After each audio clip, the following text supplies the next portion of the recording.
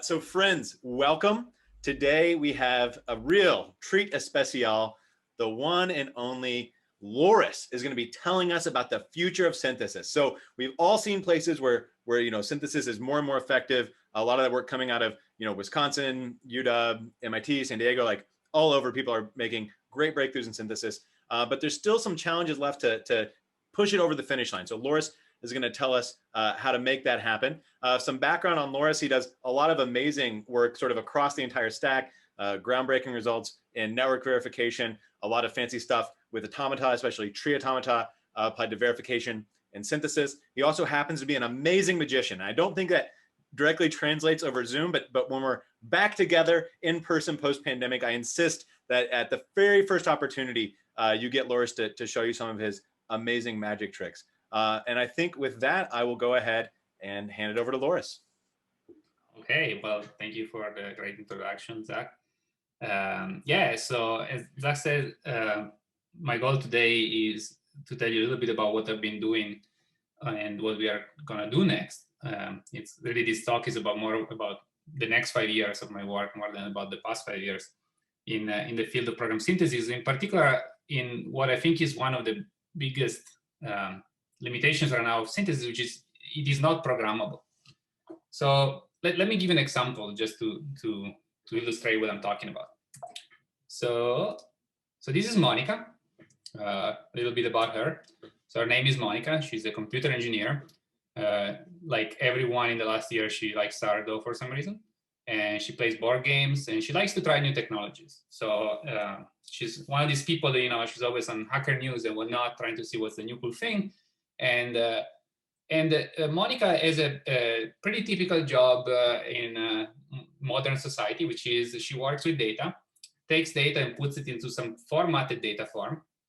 And then she works at this company called Magic Machine Learning Trademark, where they take the formatted data and they come up with incredible outcomes. So for example, given this very hard to understand picture, Monica's company can come up with perfect classifications like this with a pretty good haircut. And aside from this, we're not into machine learning, and I cannot talk about machine learning, otherwise people are going to tell me I'm contributing to all the work problem. So let's talk about formatting data, which is an important problem. So Monica has realized that a lot of her job is basically taking stuff that looks like the array on the top and transform it into the array at the bottom.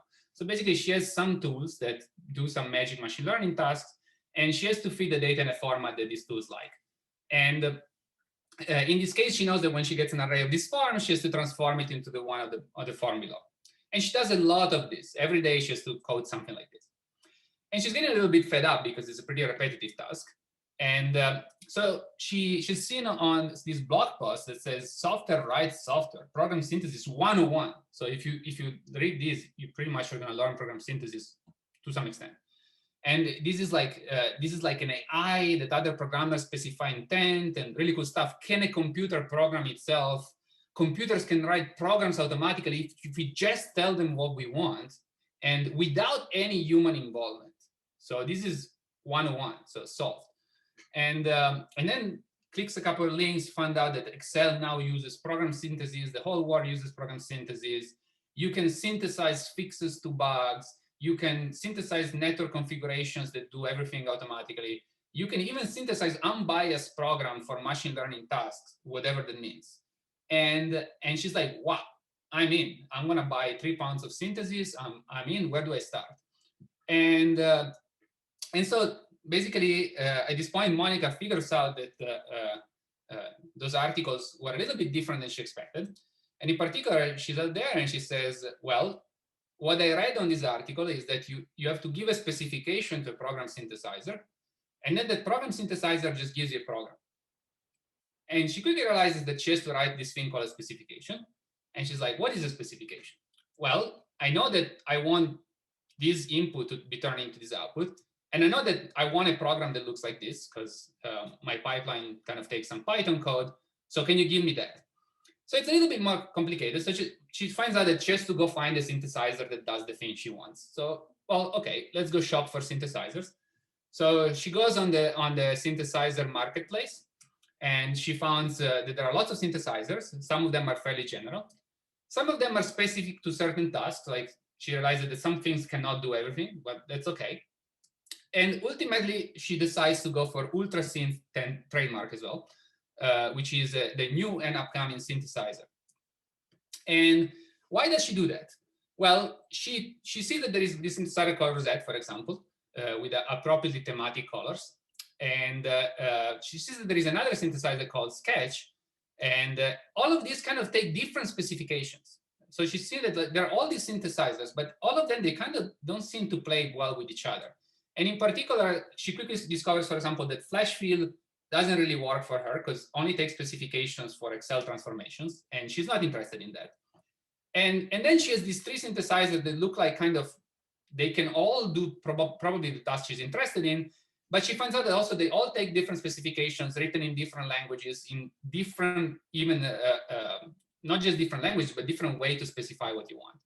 And so because she's coding in Python, she's like, you know what? I mean, I don't want to learn this Rocket C stuff. I'm going to just use UltraSynth because that looks like it's doing what I want. It uses Python.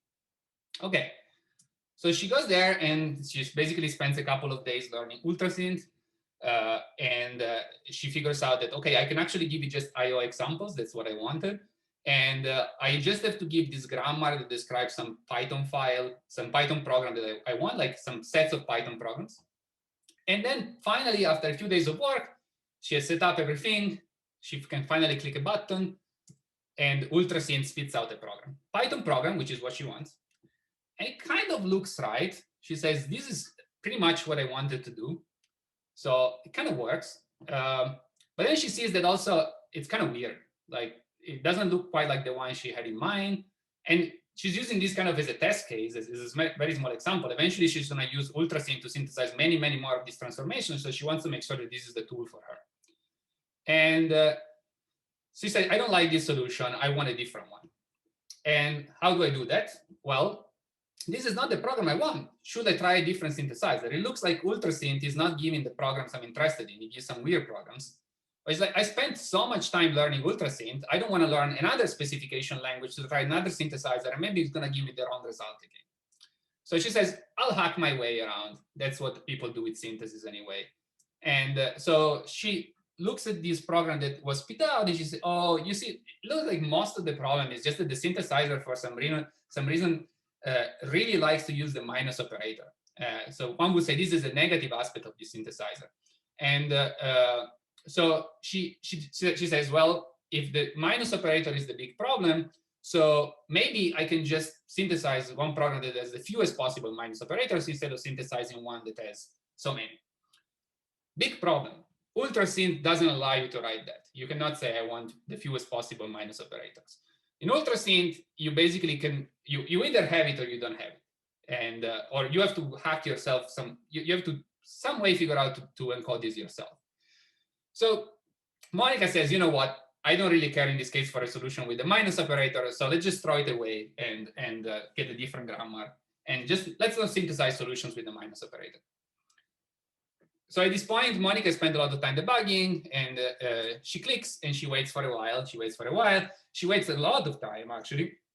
And it turns out that she can wait as much as she wants because this problem is actually doesn't have a solution.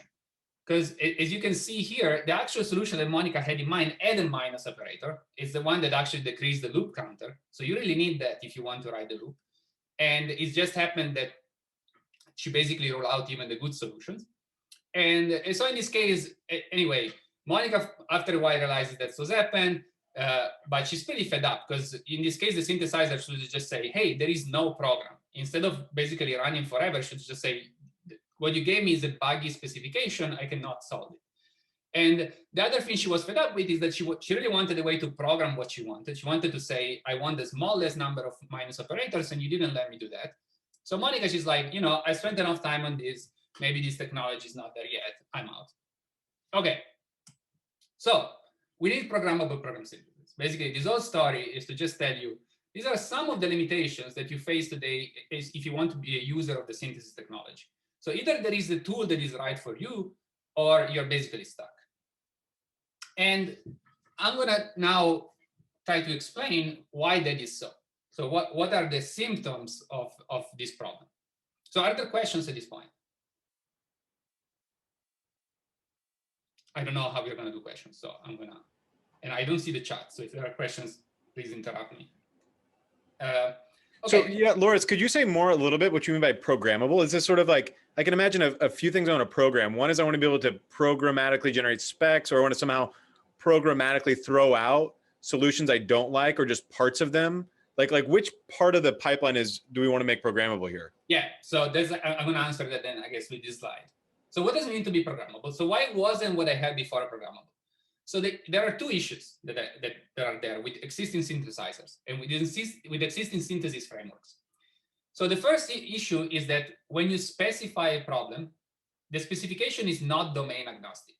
So some synthesizers are specific to some domains, some synthesizers are specific to certain languages. So it's not programmable in the sense that you don't have a simple agnostic language, where a domain agnostic language where you can describe what you want and then dispatch it to some tool.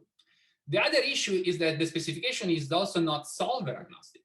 So you're not able to write your specification in a way that you can throw to different solvers and see which one works best.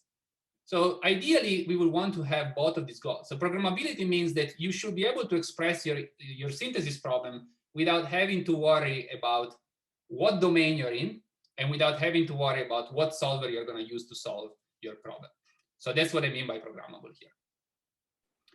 And so let's look at, so now we are kind of, ultra-syn doesn't exist anymore. We are in the real world back where only with real synthesizers. So let me show you why the existing world is not very programmable.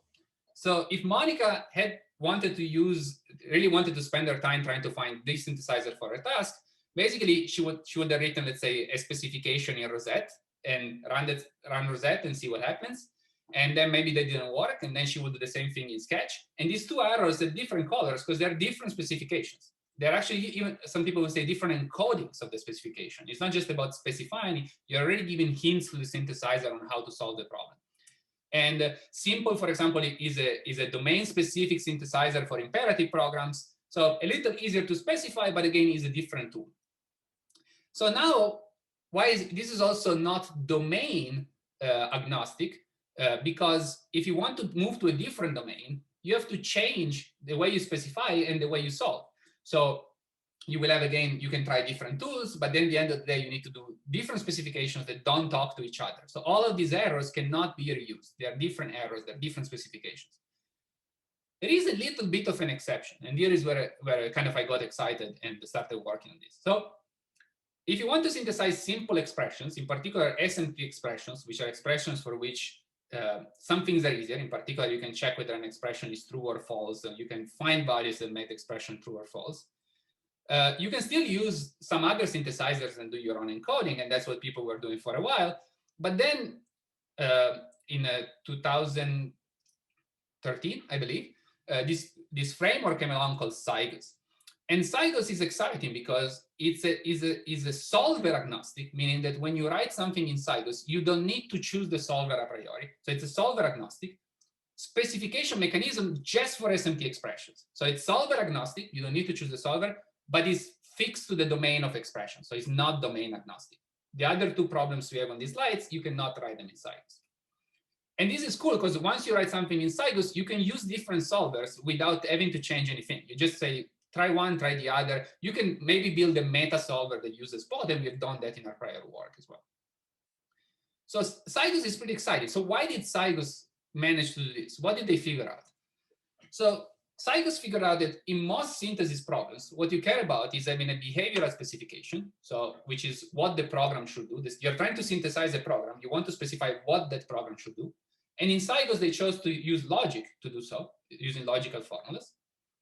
And then you have a search space, which is basically what programs am I looking for? What is the search space of possible programs I'm looking for?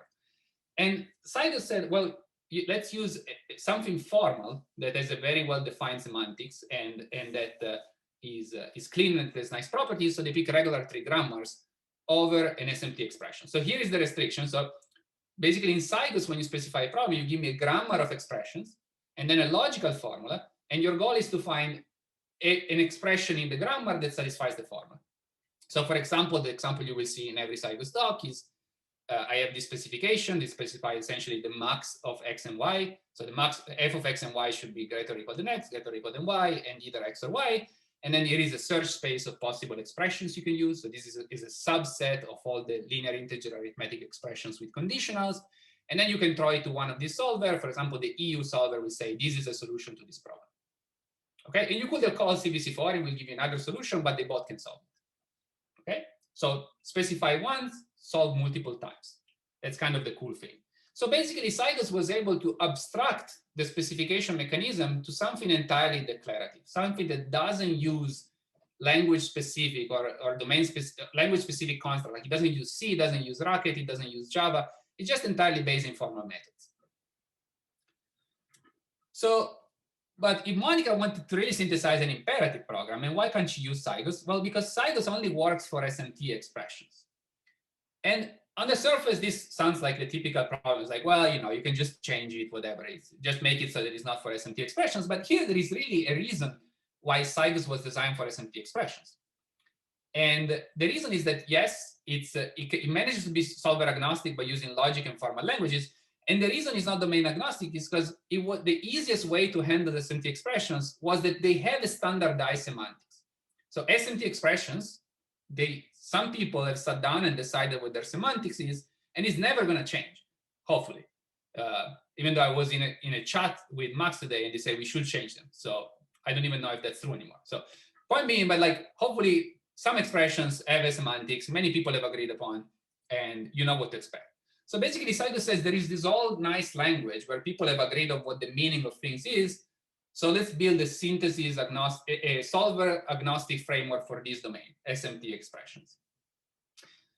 Okay, so, but that's not what we have in general. People want to solve a lot of synthesis problems. And so that's where I come today. So today I give you a domain agnostic, solver agnostic specification framework that in the next 5 years, I mean, already now interfaces with some solvers, but hopefully in the next 5 years, we'll be able to interface with many more solvers, such that this framework is called semantics-guided synthesis, so that basically once you want to specify your synthesis problem of choice, you will just write it in this framework and not worry about what solver to use and not worry about how to encode things in a way that the solver will like, and then you can just use whatever solver happens to work for you, which is what Cygos did for SMT expressions. So why is this a good idea? So why am I spending my time on this? So there are a number of reasons. So who I want, this has to be programmable. Like that's the word I said before, and Zach was like, hey, what do you mean programmable? Well, I want basically to help programmers, people that want to be users of synthesis, use the same specification regardless of what domain they're going to work with. They shouldn't have to learn different tools or different techniques based on their domain. And programmers also shouldn't have to choose the tool based on the solver that they think is going to work. So they shouldn't have to know a priori what solver is going to be the one for their tool. And another reason for this is that the same that has happened with SMT-lib. When SMT-lib came out, let's say some SMT solver was the fastest solver, but then 3 years later it was another one. You don't want to have to change your entire infrastructure to switch to different SMT solver. So you want to be able to try different solvers over time. For people who build solvers, that's a great news as well, because now we can operate over the same format. And moreover, we can maybe build solver that can be reused as modules in other solver, and they can interoperate with each other.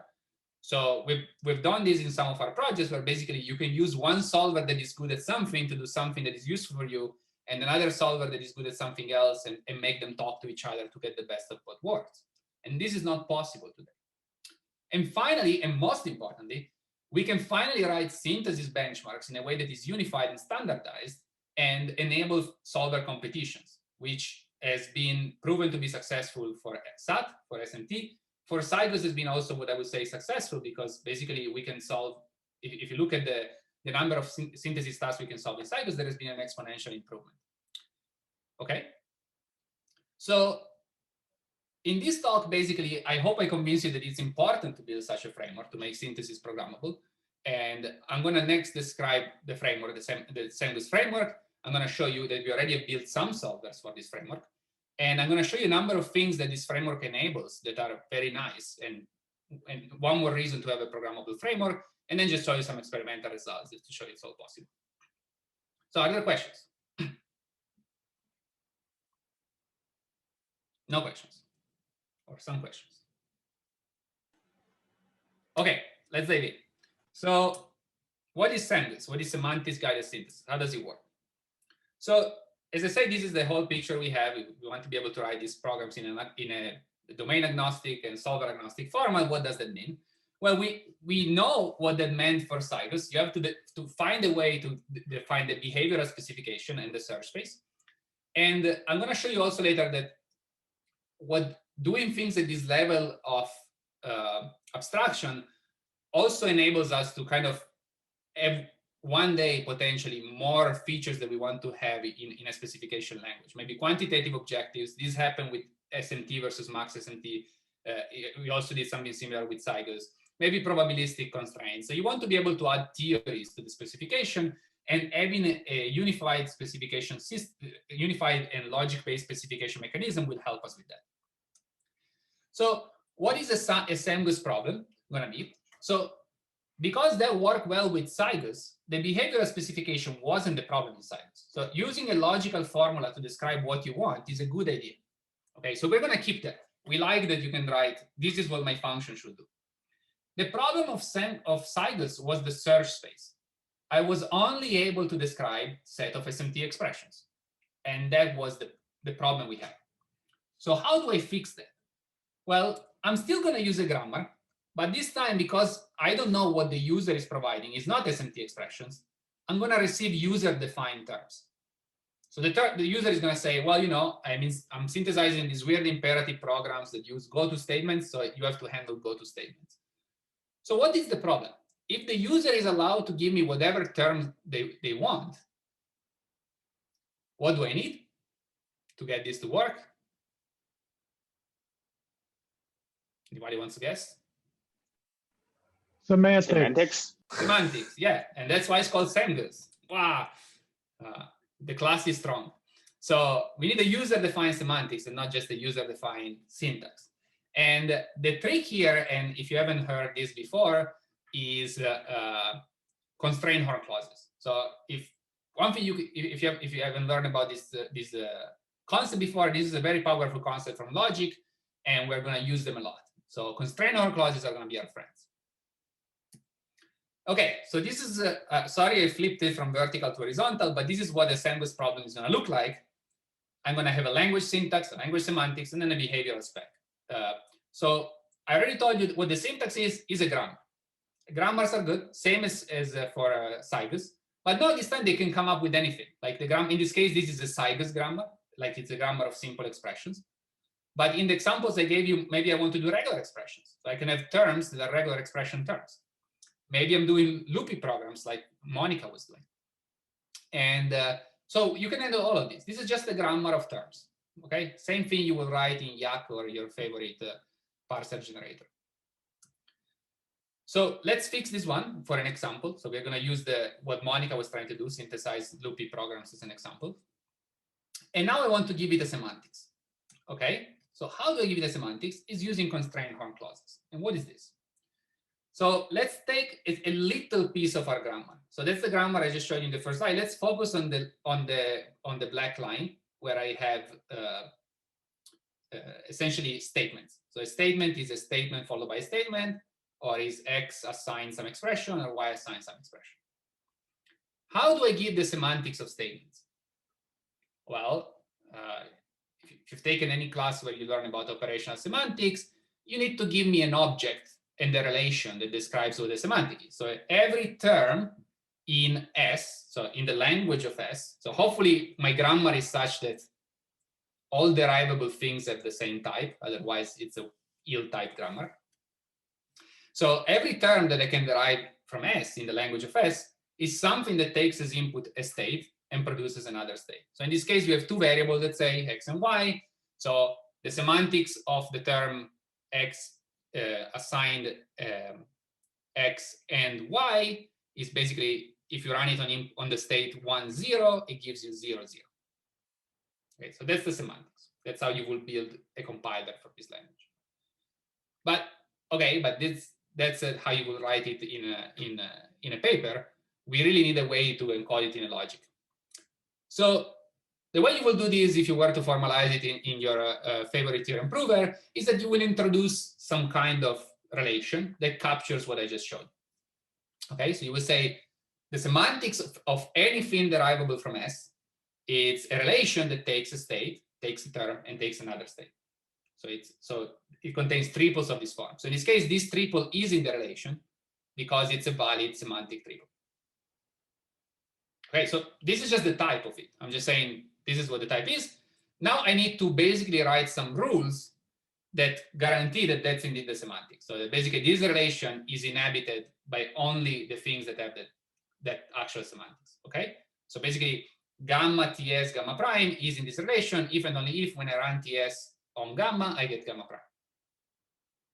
Okay, how do I do that? Well, again, if you've taken any class where you do this, you will write funny looking things like this one, where you basically have some line with some stuff above and some stuff below. And it says, well, if running TE on gamma gives me V, and the gamma 1 is the state obtained by updating gamma in this way, blah, blah, blah. Okay, so this is typical operational semantics rule. But this is, again, something that you can write on paper, but we need something that it's well formulated in some kind of logic, and it needs to use the relations. So if you rewrite this using a relations, it will look like this. So something is in this relation, and this other assignment gamma 1 equals gamma plus, and then I get something else is in the relation. And here comes the point where I basically introduce constrainer clauses, and if you haven't seen them before, brace yourself. So it's something very simple. Essentially, what I'm showing you here is a constrainer clause. So a constrainer clause is just a universally quantified formula that says, for every these things, I have a relation, I have a first order constraint, and then I have an implication that goes to another concrete relation. So this is just saying if something is in a relation or a number of relations, and this first order constraint holds, then this other thing is in the relation.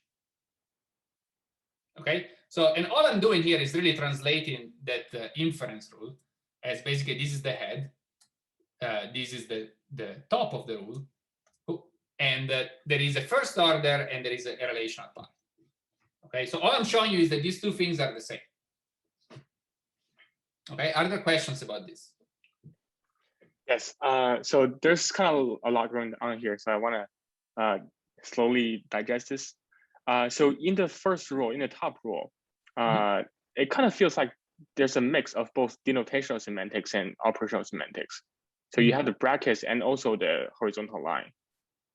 So how should I understand this? So there is a mix. I'm not sure here if I'm using some unusual notation, but yeah, you can just think of this as that the semantic of a term is a function in the case that maps a state. Well, in this case, one of the issues is that there are two different semantics. The top left is for expression, so maybe it should be brackets E, and the bottom one is brackets S, because one is expressions, one is statements. So they have different types. And in fact, here I modeled it. So, but they're just relations. I think I'm not sure I get the question of why do you think this one is not operational? So looking at the type might be helpful. So in the previous slide, you said the type of every statement is from state to state. So here we see that term E. So upper left, we have term E. The denotation of term E applied to the state gives you a value in self-state. Yeah, so I think this is a confusion. Right. Yeah, I should have said here. So this was only for the things derivable from S, because this is derivable from E, that will have another type. So the type of things derivable will be state to value. Yeah, you're very right. And in fact, that's if you notice, I'm using two different relations, one for E terms and one for S terms. And this one is signature will be state expression value, and this one will be state expression state. Thank you. Yeah, that makes sense. Yeah, and you can have multiple relations. That's kind of crucial here. The relations don't need to have the same types. You can have multiple relations. Yeah. Yeah. Thanks for the question. Yeah, I should clarify. I have another question. Yeah. I understand why. I mean, I suppose there's a reason why you choose to use the constraint on cost, but another way to specify the semantics of this syntax is to write an interpreter, and I guess that's kind of like a better way, not a better way, but like maybe more user-friendly way to specify things. Do you know if it's possible to extract the information that you want from the interpreter? Well, I think it's much easier to go the other way. So and that's what one of my students is doing, is like, I think you can extract an interpreter from this, but I don't know if you can extract this from the interpreter. So the issue is that once you write the interpreter, you marry yourself to a certain language, and whatever the language is, if it's C, Racket, Java. And now you're stuck with basically what you're writing in that language, and you moved away from logic. Like you move away, you're basically in an operational environment. And so that's exactly what we want to avoid. So I think it's very much possible to go the other way. And I have a student who's building that. He's building something that basically generates an interpreter out of these rules. And then we can efficiently run them. We can do all the things that you would do in your favorite synthesizer. But I don't want to make the choice a priori. I don't want to choose that that I'm going to write my interpreter in C versus C# versus F# or whatnot. So can we think of it in analogy to how if you write a grammar in BNF, then you can feed it to any parser generator in any language. But if you write a parser, say in Haskell, you have to rewrite it for other languages. Exactly. You're exactly right. In fact, that's page 2 of our paper is the analogy with Yak. So basically, it's about keeping the level of abstraction away from the particular implementation choice. And the same way Yak basically managed to abstract the concept of parsing by saying you provide a grammar and I generate the parser for you. This is like, I want to provide the semantics and then you use it in whatever way you want. So to give an example, another thing we are working on is in synthesis, there is this thing called top-down enumeration, and top-down enumeration requires you to invert the semantics of operators. So you need to be able to run them backwards. And typically in all those tools, somebody sits down and writes these inverses by hand. Now, because of these rules we have, there is an opportunity to automatically generate these inverses instead of having to write them by hand. But if you write an interpreter, now you're married to data structures, you're married to certain things that you cannot go back from. So I think the analogy you have with parsing is the perfect one. And Sora, did I answer your question or? Yep, thanks. Other questions? These are great questions. I mean, this is the point where if I lose you here, then it's I lose you. So I don't want to lose you.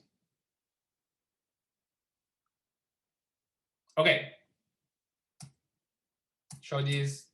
Move on. So let me show you an example that is more interesting than the one I just showed you. So for loops, this is interesting now here because, as you say, like can't I write an interpreter? This is effectively I'm giving you the interpreter here. You just say run it on evaluate the guard. So this is a loop. There are two ways to interpret a loop: the case in which is true and the case in which is false. Just run and see which one you get. And one thing to notice here, which I mentioned already before, is that these are different relations for different types in the language. So it's like things that can be derived as statements have a different semantics than things that are expressions. Another thing that is interesting here is that, like, of course, here, because I'm defining an operational semantics, is like it can be that I have the same term appearing in two different places, just with different inputs. And so this creates challenges that are kind of in places like Cygus, where the semantics is entirely syntactic, don't happen. Like the size of the semantic tree here can be much bigger than the syntactic tree. Like in particular, it can be infinite if the loop doesn't terminate. Okay, so basically, I've now defined my search phrase. I have a grammar of terms, and I have the corresponding semantics. Many constraint-or clauses. I have at least one constraint-or clause for each term, but I can have more. In this case of loop, I show you need 2 rules at least. So now I can give the specification, and we can give constraints or examples. For the sake of example here, I'm going to give it an example. So in this case, it says if you start with 6, 9 in your x and y variable, you need to end up with 15 in the X variable and whatever you want in the Y variable. So this is an example of a constraint I can write. And you can imagine writing this with the logical formula. Okay? Loris, question real quick. Can you say a little bit about maybe what gamma is? Because it like in the in the rules that you're writing, we're kind of we're assuming there are some operations over gamma, like so putting gamma stuff here in. is just a pair of integers in this example. In what I'm showing you here, gamma is just a pair of integers. Oh, sorry. I mean in the previous example with binding. Yeah, it's still. It is It's still a pair of integers. 9 maps to 15 and whatnot. Yeah. Yeah, but so I guess like in the in the very abstract user interface where they can write this all down without choosing a programming language, like what how does the user specify state, for lack of a better word? Like what is the type of state, and like what is the user's options? Yeah, I mean, the trivial option in this case is you assume you have finitely many variables, and so you just have a tuple and you modify it. Like you basically, if you want to synthesize programs with so if you assume that your programs can only have 5 variables, then what I'm showing you works. Now you're right, if I want to have something where I can introduce variable bindings and I can do crazy stuff like that, then you can still do it. You can use, I mean, constrainer clauses allow you to use complex types in other relations. So you can build lists of variables or maps of variables or arrays of variables, and our solvers uses those. And you can basically create that your interpreter also deals with variable binding, bringing things in context and whatnot. You can make it as hard as you want. Of course, it's not going to work and you're not going to synthesize much, but you can technically write whatever you want with these constrainer clauses. In fact, maybe I should say that, I mean, this choice that we made is not kind of, we weren't the clever people that came up with the idea that constrainer clauses can model interpreters. This is exactly how many program verifiers are built today. So Seahorn, which is one of the program verifiers that wins the software verification competition, that's exactly what it does. It encodes the semantic of a C program using constrainer clauses, and then it checks reachability using those. But yeah, great question. So it's like basically it can be whatever you want. In fact, in the case of regular expressions, which I'm not going to show, the semantics is given, you have 3 different semantics.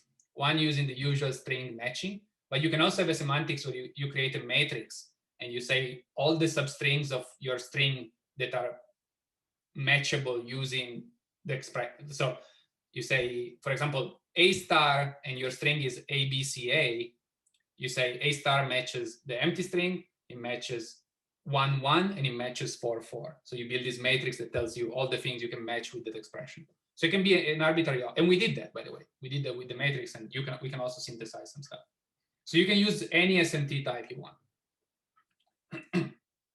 Okay. So what is the solution to a Sam-Goose problem? It's a program in the grammar that, when evaluated according to the semantics, satisfies the behavioral specification. And this is the natural synthesis problem. Every time you read a paper on synthesis, this is how synthesis is defined, but they always assume that the semantics comes from a tree. And instead here, it has to be given. Okay, so remember, Seigels managed to do specification being solver agnostic because it was based on logic and formal languages, but now we also have a domain agnosticity because you give us the domain. Whenever you program the problem, you give us the syntax and the semantics. So how do we solve these problems? How do we solve the Sam-Goose problem? So I showed you how to write them, but can we actually do anything out of them? Can you actually solve synthesis problems? So essentially, we're in this situation. I gave Monica and our friends ways to encode their problems, and now I need to build a solver that can actually solve. And we're in trouble because it turns out that people that have built synthesis solvers didn't know about Sam-Goose, so they didn't build them for Sam-Goose. And so we need to do something about it. So we built 2 solvers for now. These were the ones presented in our paper, but I'm going to tell you a bit at the end. We are building many solvers now, and the idea is that there's going to be many, many solvers. And they're called Messy and Messianu. So the reason why it's called Messy is because when we submitted the paper, originally it had this really cool font where the mess was written backwards. And so it was Sam for semantics. But then the reviewer complained that they couldn't Control F in the paper, so we had to change it to normal things. So now it just looks like Messy. So reviewers decide what is Messy. So MESSI is the simplest solver ever. It's not, I mean, there are some intricacies, but for the sake of example, MESSI, you just take your constrainer clauses, and we're going to add a few more constrainer clauses that specify what it means to do synthesis. And then we just call Z3 spacer, which is one of the state-of-the-art constrainer clause solvers. And that's it. And you get a program. Because we use constrainer clauses, we are done. We don't have to do anything. Our Sembus problems are readily solvable using your favorite logical solver. We don't have to build our own interpreter on top of another language. It's just like the interpreter is given to you. It's constrainer clauses. The really cool thing, so this solver is going to kind of be in terms of performance, but it can do something that no other solver can do, which is it can say also no. It can tell you, hey, it turns out that what you gave me has no solution. And here is the proof of unsatisfiability, which is unrealizability. Okay, so this is really what we were after when we started working on this. In fact, the reason we started working on this is that we didn't know how to write a problem that was unrealizable, and we didn't even know how to feed it to another solver because they didn't even let us write it down. So we needed a way to write things that could have no solution. Or, well, some solvers allow you to write problems that have no solution, but they assume that the search space is finite. We wanted something where the search space is infinite and there is no solution. Okay, then because MESSI was kind of at synthesis, we also built a baseline, which was kind of an enumerator. And so this MESSI enum just enumerates terms the same way you're like just enumerate terms, nothing fancy. But then we have a very nice verifier, which is again the CHC solver. So if you take CHCs and instead of basically you provide, I'm going to show you in a second what this means. But if you provide the term, you still have an SMT problem where the term is given, right? It's the same as saying, like in a tool, if you provide an input, you can synthesize the output. Or if you provide the output, you can synthesize the input and vice versa. Like when you write something as a formula, you can decide what are the free variables. And of course, here we're back to the, so any enumeration solver, if it finds a solution, is a solution, but they will never be able to prove unrealizability. If the search space is infinite, this will go on forever. Okay, so here is the cool part. I already have two solvers for the same format, very different solvers. But I can run them both and see which one returns first. Loris, can you give us a little more intuition on why you can produce a proof of unrealizability? Because the search space is infinite doesn't mean it's undecidable, right? There's many examples, but for example, and you're clearly in the constrained horn clause world where everything tends to work out nicely. But is it because you do have some bound on the size of any possible solution, or is it truly unbounded and you're relying on some other sort of deep property of the logic or of the encoding? I'll get there in a second. And basically, I rely on nothing. I just rely on a solver being smart at doing that thing. And I'm going to show you in a second two things. I'm going to show you first the proof of unrealizability, what it looks like. And but basically, the search space is infinite. The problem is undecidable still. Everything. So you're not guaranteeing. You aim to produce one of those two purple arrows. You don't promise to always produce one of them. Oh yeah, already. Okay. Yeah. Yes, I should say timeout is an option. So I'm saying these are the sound answer of this tool. So these tools, when they return an answer for these two things, are yes. The bottom tool will never return a proof of unrealizability. But yeah, you're right. Already for Cybus is undecidable. You don't need to go to Sembus. So already for Cybus, unrealizability is undecidable. Okay, let me show you a little bit the how. So I'm going to focus on MESSI because if you understand MESSI, I mean, the other one is just an enumerator. But basically, the idea is that I already have my constrainer clauses. So I'm almost there. I already have the semantics as constrainer clauses. So what is this? What does it mean to write a constrainer clause that solves the synthesis problem? So I'm going to add an extra clause. This extra clause says, I want a term in the language of the grammar that when I evaluate it, gives me back something that satisfies the examples. Okay? It's basically what I said before. So, and if you can come up with these two premises, you've proven realizability. You've proven that you have a synthesis solution. The problem is that this T in L star is not a first order thing. It's not a first order constraint. And I need to make it so that I can throw it at the constraint at the CHC solver? Well, life is good, because that's exactly how you define the semantics of context-free grammars. Let's take a look at this production. What does this production mean? It says if T1 and T2 are in the language of S, T1, T2 is in the language of S. And now I can just introduce a relation that says is a subset of terms. And I can just say if T1 is in this relation and T2 is in this relation, T1, T2 is also in this relation. So remember, the proof only go downwards. So these are implications. They're not by implication. Okay. So I mean, it's not super crucial, but basically, it's this is how the solver is going to work. It produces a proof tree. So now I basically have everything is a constrainer clause. So I have a syntactic relation that says T is in the language of the grammar, and I have a relation that says T does the thing it's supposed to do. So all I need to ask now is to the CHC solver, can you build a derivation tree for me, or can you prove that such a derivation tree doesn't exist? Notice that T is the free variable here. But if we fix T, this becomes just a verification problem. But now T is the solver has to come up with T, and it has to do the proof, show us the derivation tree. Let's look at just what the derivation tree looks like.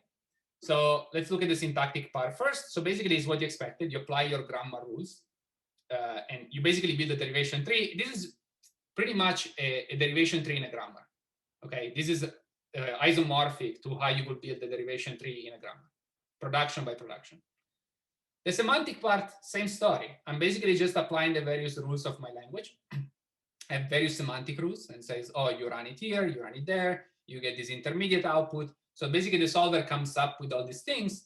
And a full proof is one where we get to all ground terms. So everything has been instantiated, we reach leaves in our tree, and we are done.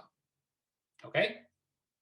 So, and if I build this proof tree using some term T, T is a solution. So basically I've proven to you that this term T I managed to build a proof tree for is a solution to the synthesis problem. And if the solver can somehow prove that no such a tree exists, it has proven unrealizability. Okay, I'm going a little fast, but here is just like, this is basically the solver is building the semantic derivations. The one that you unknowingly have to write by hand on a Popple paper, it does it for you. Okay? And it comes up with one if it exists. Okay, so let me show you a couple of things that we can do to make this more interesting. So I'm going to show you later that this works, but first I want to show you that I can already build a better solver by doing nothing. But without, I gave you a solver, now I can show you that I can make it a better solver without changing anything. So I show you this fairly general framework that is entirely based in logic and formal methods. So one can imagine of many ways of extending this framework. So for example, one thing you can do, and we already done it, is that you can add weights to grammars to specify objectives.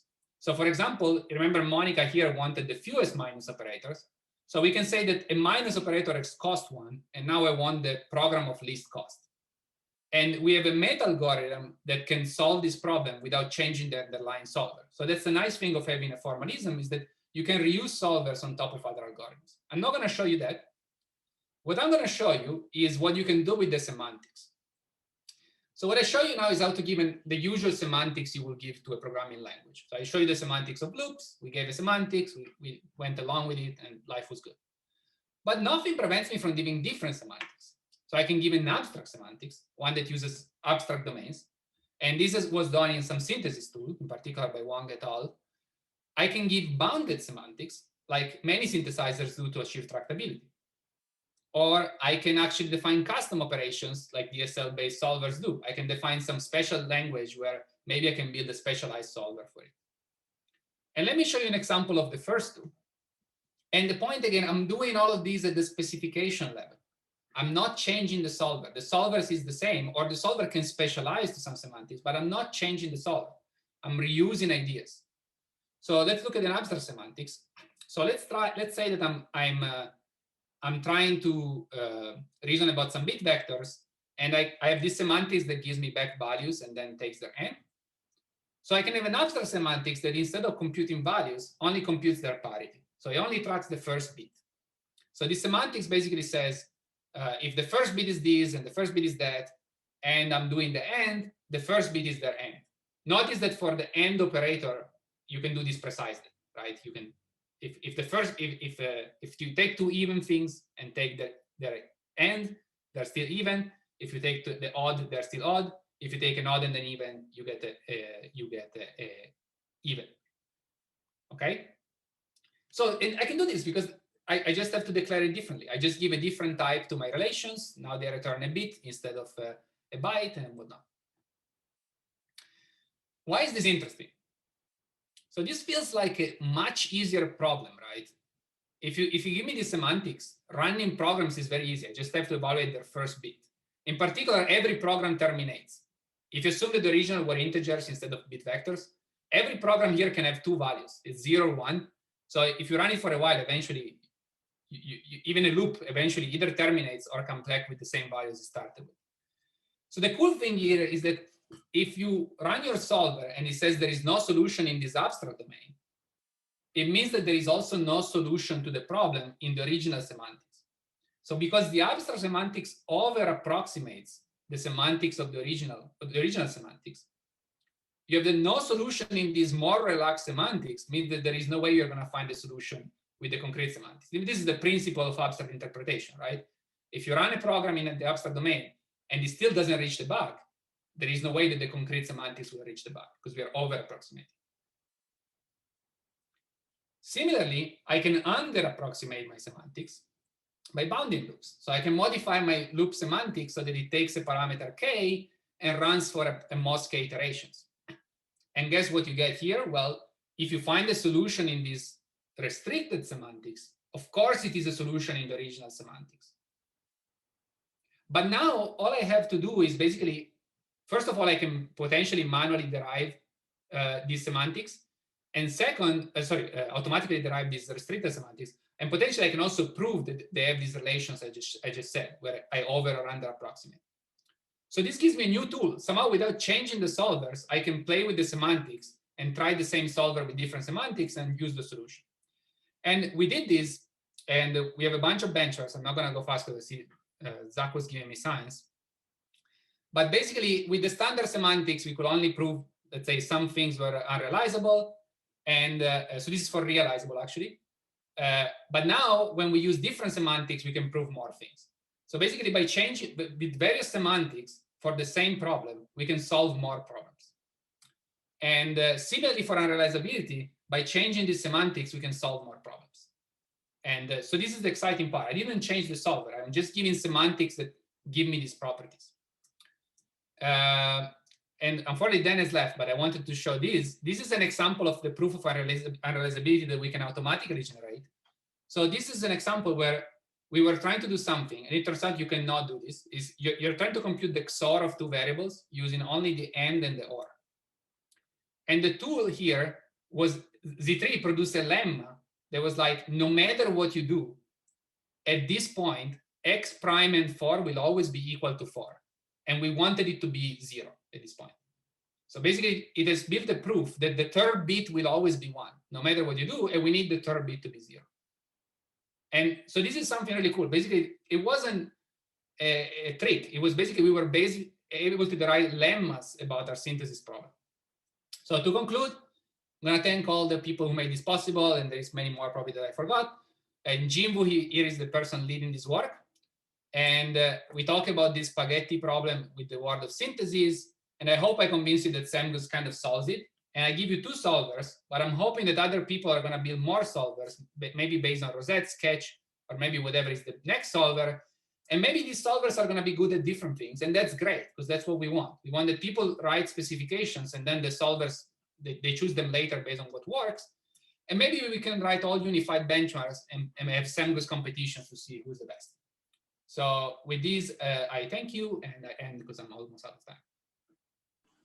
Let's thank Loris. Loris, I have to apologize to you. I was saying that you're sandwiching the over and under approximations. I wasn't saying squeeze time. I'm so sorry. Anyway, but it does work out, because I do think a lot of folks probably need to head out at 1.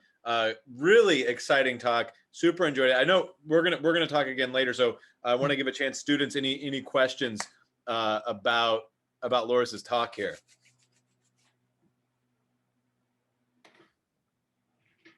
I know there was some stuff in the chat about sort of this, I think one thing people really appreciated as a key insight was using the constrained horn clauses as a sort of universal DSL for interpreters.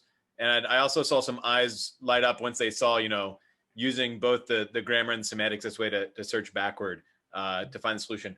One thing I wasn't clear about, when you were on the slide, you were showing the sort of backward search through the operational semantics when you're sort of checking the behavior. What about, like a control system that's designed to not terminate? So there, I need some kind of over approximation in the semantics, right? Like, so I guess I could even, I could change the semantics to like a HOR logic or something with asserts and pre and post condition, and then I could use the same machinery that way as well. Is that the idea? It depends on what you're trying to achieve with your system. So if you want some, well, in the case you will not have input-output behavior. So one thing actually we are working on now is exactly a HOR logic for synthesis and a HOR logic for unrealizability. And it's very tricky, but it's possible. So we've been able now to redo some of these proofs in a HOR logic style, especially unrealizability. And the other thing you can do is modify so that you have invariant. Well, it's the same thing, but basically synthesizing at the same time an invariant. So have that your semantics assumes that you can also come up with an invariant that shows you what you're trying to do.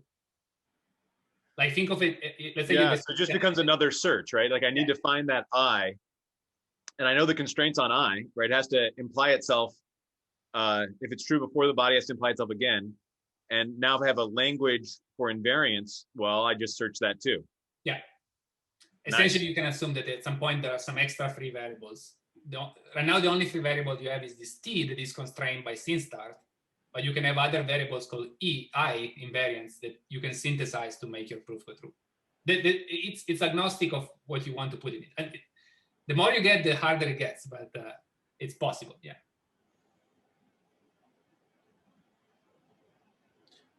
Sorry, other folks should jump in. Oh yeah, please, Remy, go. Yeah, so for the standard CGIS problem, for the standard CGIS algorithm, it works. The intuition is that it's basically the small scope hypothesis, which is saying that if you have a program that works on like a large number of expressions, it's probably correct. So what's the intuition for this horn clause encoding to work? Because both are kind of solving the same unsolvable problem. So I mean, perhaps, yeah, you can build sieges on top of this. And that's one of the things we are doing. It's a little tricky here because usually when people build sieges, they assume that verification is easy. So here also verification of an arbitrary semantics can be hard. The CHC solvers typically can verify for you, but in practice, there are cases where verification will not terminate. So you have to deal with that. Versus that was one of the design choices of Seigels, is that verification is always just satisfiability of an SMT formula. So you can build sieges on top of what we have. So really, it's the CHC solver is just a way to solve the problem. It's not that I'm not sure if you're hinting at finding small solutions that are more likely to generalize, but you can build sieges on top of what we have. Yeah, so I think that in general, I'm just trying to get an intuition of why you can solve the undecided problem to some degree, because the intuition for sieges is small sample hypothesis. Yeah, so you're talking about the unrealizability or realizability now? Because say realizability, yeah. Unrealizability. Realizability. Oh, realizability. Yeah, for realizability, it's not where we solve the problem. I mean, the problems that I showed you, most of them are kind of artificial in the sense that, like, I'm not checking correctness against the left out set of examples. I'm just synthesis. I'm doing programming by examples. It's by examples, I see. Yeah, so I'm just assuming that I'm correct on the examples at this point. But you can have a specification. You can use it to produce counter examples. But we haven't done that.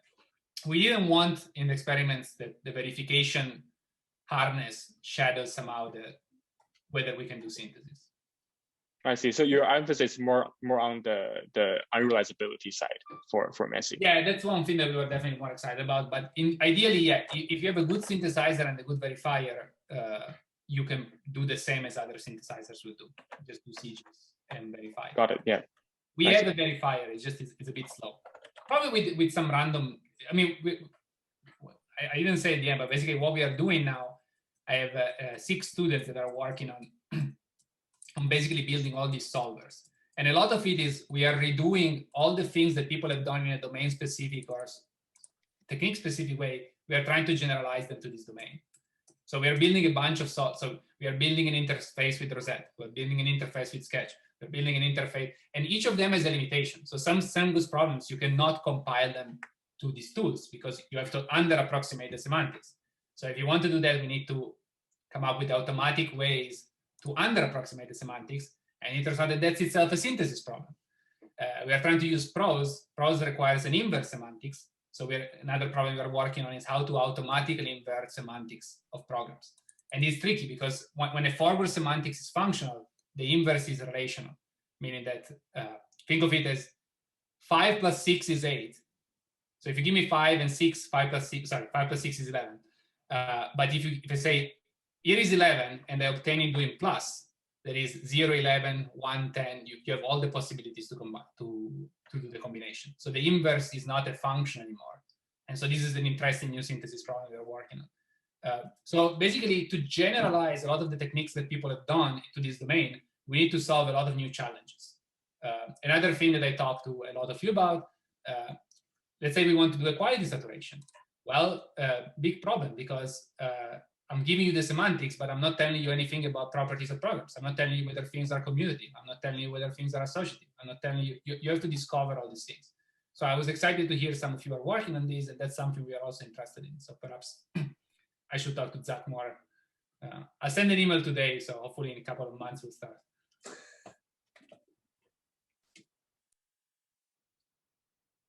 Sorry, for folks who don't know, the most popular thing that ever happened to me on Twitter was Loris complaining that I didn't reply to my email. So it's a deep cut to some back history.